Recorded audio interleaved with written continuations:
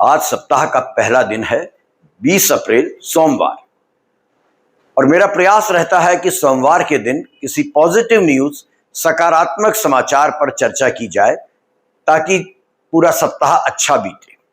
कायदे से आज चर्चा होनी चाहिए थी महिला आरक्षण संशोधन विधेयक पर। सत्ता पक्ष नाराज है कि विधेयक विपक्ष की हठधर्मिता के कारण गिर गया। 17 अप्रैल को सरकार हार गई सदन में। प्रधानमंत्री जी 18 तारीख की रात 8:30 बजे जनता के समक्ष आए। उन्होंने अपना राष्ट्रीय संबोधन किया। इससे पहले प्रधानमंत्री 7 जून 2021 को कोविड के राष्ट्रीय संकट काल के दौरान जनता के समक्ष आए थे और तब उन्होंने राष्ट्रीय संबोधन दिया था। ये संशोधन विधेयक पर पराजय को ऐसा प्रतीत होता है बीजेपी किसी राष्ट्रीय संकट में तब्दील करना चाहती है, तो चर्चा इस मुद्दे पर होनी चाहिए। लेकिन ये मेरी दृष्टि में नेगेटिव समाचार है। जो नारी वंदन की बात भारतीय जनता पार्टी कर रही है वो दरअसल नारी क्रंदन में बदल गया है और मेरी दृष्टि में सरकार का कोई उद्देश्य नहीं था कि ये बिल पास हो। यदि सरकार गंभीर होती तो संसद का विशेष सत्र बुलाकर सितंबर 2023 को जो बिल पास कराया गया था उस बिल को इंप्लीमेंट कर देती। सितंबर 2023 में बिल पास हो गया था जिसके अनुसार महिलाओं को 33% आरक्षण दिया जाना था, लेकिन सरकार 2 बरस तक इस बिल को भूली रही और अब एकाएक गत सप्ताह इस बिल का नोटिफिकेशन किया गया। इससे ही स्पष्ट हो जाता है कि नारी सशक्तिकरण को लेकर जो कुछ कहा जा रहा है वो केवल जुमलेबाजी है। लोकसभा की सीटों को 543 से बढ़ाकर 888 करना, राज्यसभा की 245 सीटों को बढ़ाकर 384 करने का जो प्रयास था, ये केवल विधानसभा जो चुनाव उस समय चल रहे हैं तमिलनाडु और पश्चिम बंगाल के, उनको प्रभावित करने का मेरी समझ से एक प्रयास था।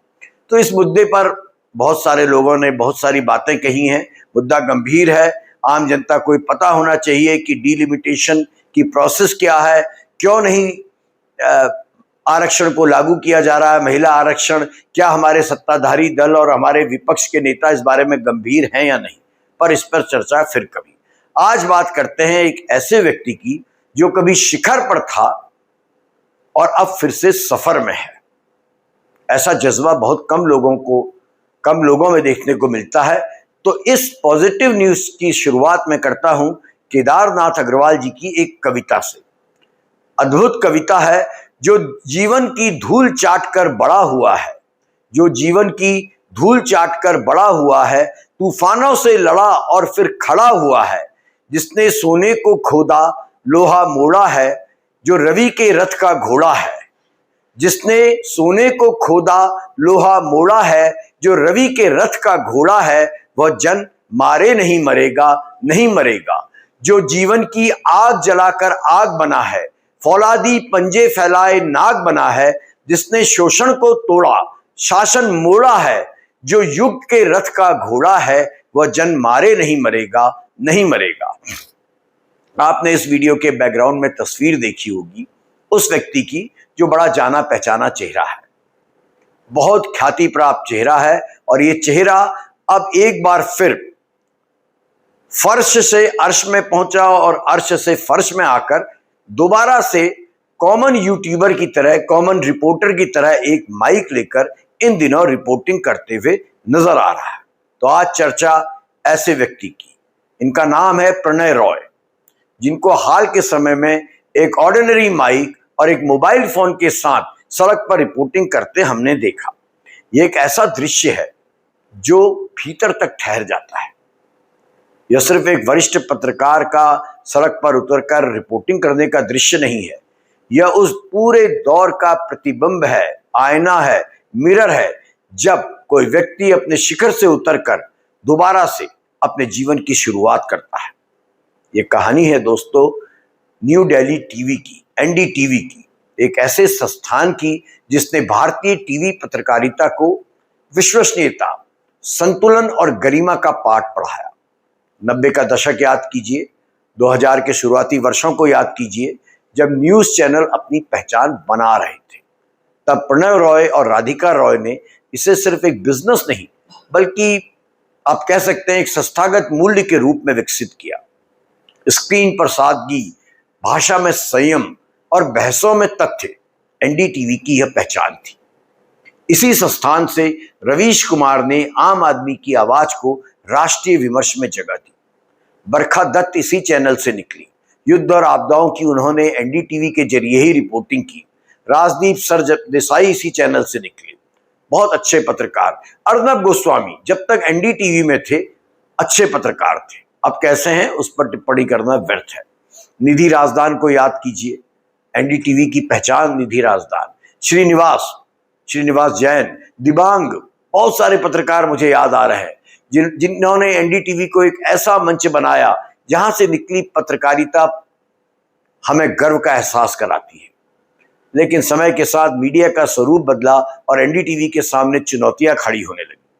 टीआरपी आधारित जो कॉम्पिटिशन्स होता है चैनल्स का, राजनीति में जो ध्रुवीकरण देखने को मिला, कंट्रोल की प्रवृत्ति देखने को मिली, एनडीटीवी की संयमित शैली तब भी बनी रही लेकिन टिक नहीं पाई। एनडीटीवी और उसके प्रमोटर्स पर नाना प्रकार के आरोप लगने शुरू हुए। सेंट्रल एजेंसियां, सीबीआई, ईडी इत्यादि अचानक सक्रिय हो गई और 2009 और 10 के आसपास एक ऐसा माहौल बनाया जाने लगा कि एनडीटीवी प्रॉब्लम्स में आने लगा। 2009 और 10 के आसपास एनडीटीवी ने फॉरेन से फंडिंग ली थी और उस फॉरेन फंडिंग में कुछ ऐसे फैक्ट्स थे, कुछ ऐसे पेज थे कि भविष्य में इस फंडिंग को शेयर्स में बदला जा सकता था और यही एनडीटीवी के बर्बाद होने या विवाद का कारण बन गया।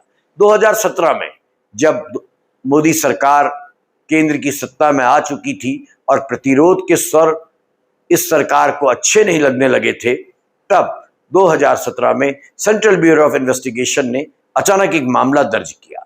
इस मामले में आरोप था कि एक निजी बैंक से लिए गए लोन में भारी घोटाला है और एनडीटीवी के कारण इस बैंक को नुकसान पहुंचा है और इसके साथ ही इन्फोर्समेंट डायरेक्टरेट एक्टिव हो गया।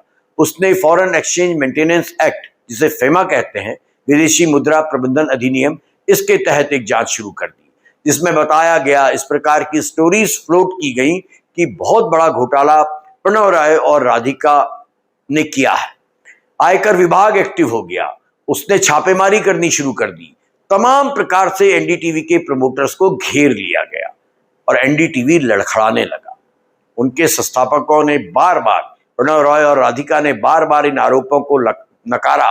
उन्होंने बार बार कहा कि हमने कोई अवैध काम नहीं किया है, लेकिन सरकारी जांच की गर्मी बढ़ती चली गई और उसके बाद एंट्री हो गई, जानते हैं किसकी? अडानी साहब की। अडानी साहब, गौतम अडानी जी का समूह इस समय एनडीटीवी का मालिक है और ये पूरी जो डील हुई इसमें बड़ी ही गोलमाल है।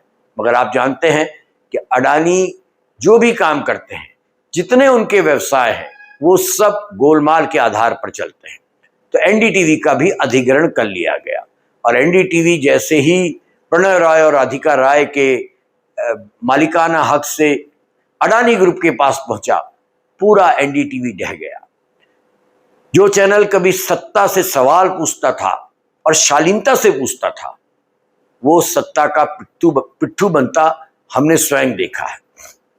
उसके बारे में ये धारणा बनने लगी कि अब उसका रुख काफी नर्म हो गया है और अब तो साफ है कि एनडीटीवी भी अन्य चैनलों जैसा गोदी मीडिया हो चुका है। और इसी दौरान मीडिया का व्यापक परिदृश्य भी बदला। स्टूडियो आधारित पत्रकारिता ने एक नया रूप ले लिया, जहां पर जो एंकर होते हैं वो एंकर पत्रकार कहलाए जाने लगे, जो टेलीप्रॉम्प्टर से या प्रोड्यूसर के डायरेक्शंस में सवाल पूछते हैं, शोर मचाते हैं, हल्ला मचाते हैं, पूरी तरह सरकार के पक्ष में बैठे रहते हैं। वो पत्रकार छा गए, वो देश के बड़े पत्रकारों में गिने जाने लगे। और ये बदलाव सिर्फ मीडिया की कहानी नहीं है, ये पूरी उस व्यापक व्यवस्था की झलक है जिसमें संस्थानों की स्वतंत्रता, चाहे वो मीडिया हाउसेज हो, चाहे वो संवैधानिक संस्थान हो, उनकी स्वतंत्रता और आर्थिक मजबूती लगातार चुनौती के सामने खड़ी रही। भारत में प्रतिभा की कमी नहीं है, लेकिन संस्थानों को खड़ा करना, और उन्हें लंबे समय तक स्वतंत्र बनाए रखना बेहद कठिन कार्य है। जब जब आपका संतुलन या आपके रिश्ते राजनीतिक शक्ति के साथ बिगड़ने लगते हैं तो आप कमजोर पड़ जाते हैं। एनडीटीवी की कहानी इसी सच्चाई का उदाहरण है। यह हमें बताता है कि पत्रकारिता सिर्फ व्यक्तिगत ईमानदारी का नहीं बल्कि संस्थागत संरचना का भी प्रश्न है।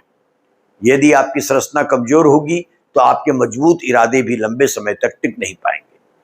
प्रणय रॉय एक माइक और मोबाइल के साथ इन दिनों सड़क पर खड़े हैं, लेकिन इस बार यह दृश्य मेरी समझ से एक सिर्फ विडंबना का नहीं है बल्कि प्रेरणा का भी है। यह उस पत्रकार का चित्र है जिसने परिस्थितियों के बदल जाने के बाद भी हार नहीं मानी है और दोबारा मैदान पर उतर आया है। 70 पार की उम्र में मैदान में उतरकर रिपोर्टिंग करना सिर्फ पेशे का निर्वहन करना नहीं है बल्कि एक अद्भुत डेडिकेशन, अद्भुत समर्पण, अद्भुत पैशन और जिजीविषा का प्रमाण है। यह याद दिलाता है कि आप गिर सकते हैं, आपका स्वस्थान गिर सकता है, आपका मालिकाना हक खत्म हो सकता है, माध्यम बदल सकते हैं, लेकिन आपका पैशन, आपकी जिजीविषा यदि आप में दम है तो वो खत्म नहीं होती है। पत्रकारिता की आत्मा अगर सच में जीवित है तो वो अंततः माइक उठाकर सड़क पर ही दिखाई देती है।